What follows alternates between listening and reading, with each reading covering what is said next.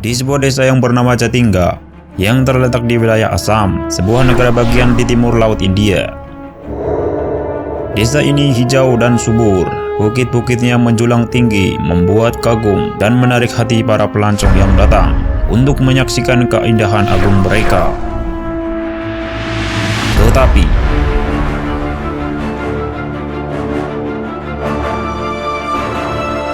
bukan itu yang membuat desa ini terkenal. Desa Jatingga terkenal karena alasan yang sama sekali tidak terfikirkan sebelumnya, yaitu karena fenomena aneh yang terjadi di sini, bahwa setiap antara bulan September, Oktober, dan November, burung-burung di desa ini melakukan bunuh diri secara massal.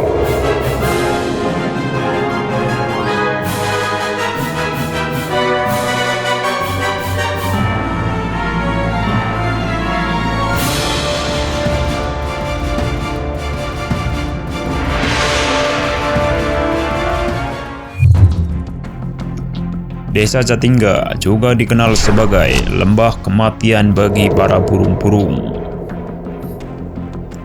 Dalam waktu tertentu di setiap tahunnya, sebagian besar akhir Agustus hingga awal November, tepatnya setelah musim hujan, pada malam yang berawan, berasap, dan berkabut, dalam kegelapan malam tanpa cahaya bulan, terjadi fenomena aneh yang sulit masuk di akal.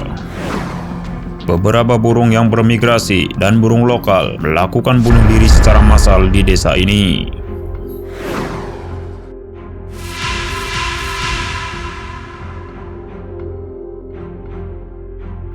Tepat setelah matahari terbenam, antara jam 7 petang sampai jam 10 malam, ratusan burung terlihat turun dari langit, kemudian mereka jatuh hingga mati dengan menabrakkan diri ke bangunan dan pohon.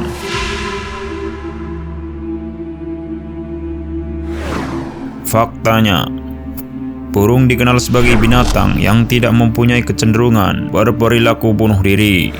Fenomena ini sungguh membingungkan penduduk desa setempat, pengunjung, dan para ilmuwan.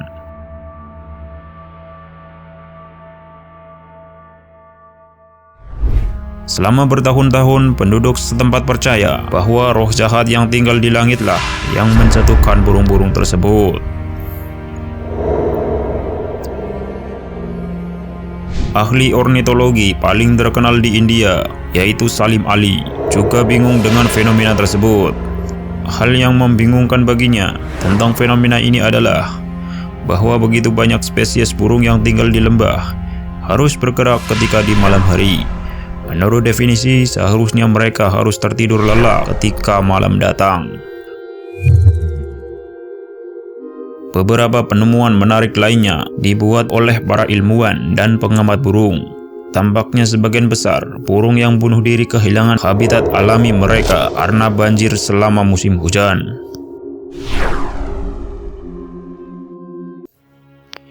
Jadi, mereka tampaknya bermigrasi ke tempat lain dan Jatingga berada di jalur migrasi mereka. Tetapi tidak jelas mengapa burung-burung itu terbang di malam hari. Sebagaimana penduduk setempat menyebutnya, pertama kali diamati oleh Zemenagas, suku penghuni wilayah tersebut pada awal 1900-an. Hal itu juga menakutkan bagi mereka, sehingga mereka menjual tanah mereka dan meninggalkan tempat itu.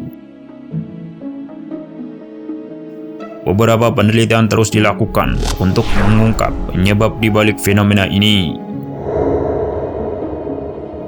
Fenomena Jatingga telah ditulis oleh para sejarawan nasional, termasuk EPG dalam Wildlife of India-nya.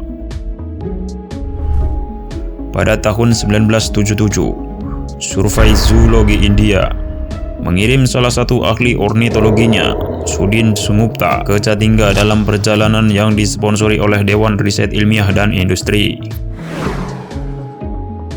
Sengupta berkemah di Jatingga 2 kali untuk mengamati fenomena itu dan sedang bersiap untuk melakukan eksperimen rumit ini. Dia juga ditugaskan oleh Science, majalah Amerika Serikat, untuk mencatat pengamatannya. Semua spesies yang diamati olehnya adalah aktif mencari makan di siang hari. Selain itu, Senggupta juga menduga bahwa Jatingga memiliki kekhasan ekofisiografisnya sendiri yang menjadikan tempat itu perangkap kematian bagi burung-burung.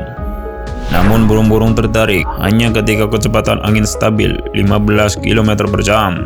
Mungkin burung-burung yang bertengger di tempat tinggi membayangkan matahari terbit sebelum waktunya dan terkejut ketika menemukan ritme endogen. Mereka menjadi kacau dan tidak dapat mengandalkan insting burung asli mereka. Mereka berjatuhan di bumi seperti layang-layang yang robek. Sebenarnya, anggapan bahwa ini adalah fenomena bunuh diri massal adalah tidak benar. Sementara masyarakat beranggapan ini adalah kutukan dari dewa langit juga tidak benar. Itu hanyalah mitos belaka. Akhirnya setelah beberapa penelitian dan percobaan ilmiah dilakukan, dapat disimpulkan bahwa burung-burung pada umumnya dibingungkan oleh kabut-kabut tebal. Kemudian mereka tertarik oleh cahaya bulat yang berasal dari lampu atau obor yang dinyalakan oleh penduduk desa. Kemudian ratusan burung pun terbang ke arah mereka dengan kecepatan yang sangat tinggi, seolah-olah ada sesuatu yang menghipnotisnya. Kadang-kadang mereka menabrak dinding rumah dan pepohonan selama turun. Ada beberapa burung yang mati, sementara yang lain terluka parah. Mereka pun akhirnya menjadi mangsa yang mudah ditangkap oleh penduduk desa.